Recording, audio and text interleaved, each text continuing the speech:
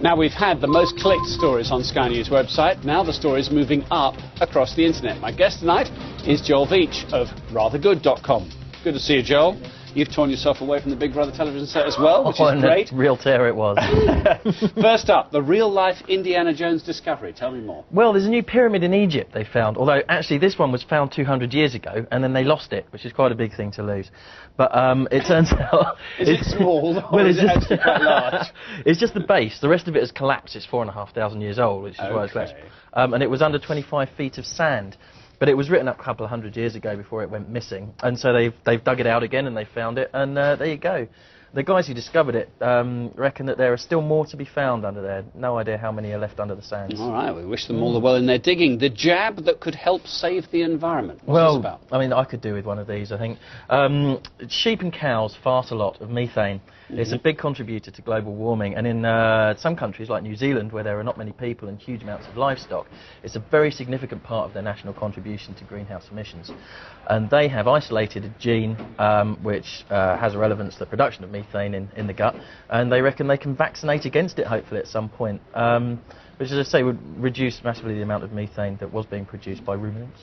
Just applying this to the animal population? Yeah, although my wife would be very happy if there was one. Too much detail, Joel. Why aren't you always what you eat on that theme? Oh, this is another great one, actually. It's going quite well for me this evening. It turns out that there actually is a genuine difference between different people's metabolisms, and there is a difference between the way that some people process food and stay thin regardless of what they eat, and other people who get fat regardless of what they eat. We see that all the time, right? Don't we just? And it is actually true.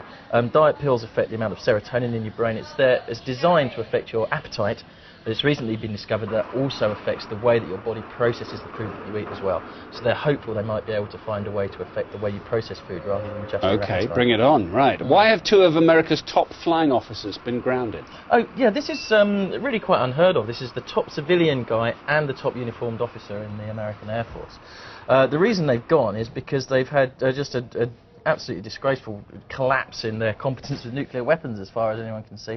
They accidentally attached 6 nuclear cruise missiles to a B-52 and flew them across the United States without anyone noticing a while ago, which you probably remember from the news then. I do. And then they subsequently accidentally sent ICBM, intercontinental ballistic nuclear missile fuses, to Taiwan instead of the helicopter batteries which they actually bought that accidentally delivered these nuclear missile components. Well, presumably these guys didn't do it personally, but they're falling on their swords, aren't they, because they think this is a cock-up too far. That's right, that's right. I think there's a systemic collapsing in competence. Understood. Okay.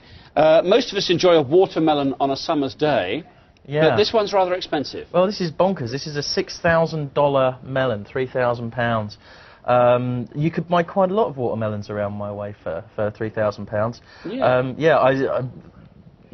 I fail to imagine that it could possibly taste quite that good, but who knows? Who knows? Who knows indeed. Martin McGuiness has swapped the gun for the pen. This is just marvellous. Just marvellous. Martin McGuiness, as you know, well, these days he's a man of peace in collaboration with Paisley. He is indeed.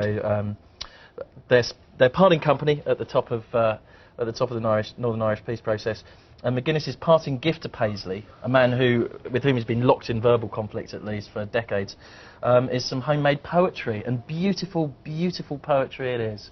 I'm sure it will be being studied by literary students for generations to come. Are you being genuine there, Joe, or are you being a little tongue-in-cheek? I don't know. If you like Thanks Crouch, to Gary in the Sky News graphics department, this isn't actually what he handed over, but this is our interpretation of the frame, little frame there with the 2 portraits and a bit of original Martin McGuiness words. He wrote about a fish, didn't he? About trout and the Mohicans. Yeah. Stones were the wigwam of the Donegal River. It's very moving, very moving. I gave him my best shot. Joel, good to see you. Have a good weekend. Thanks very much for being with us.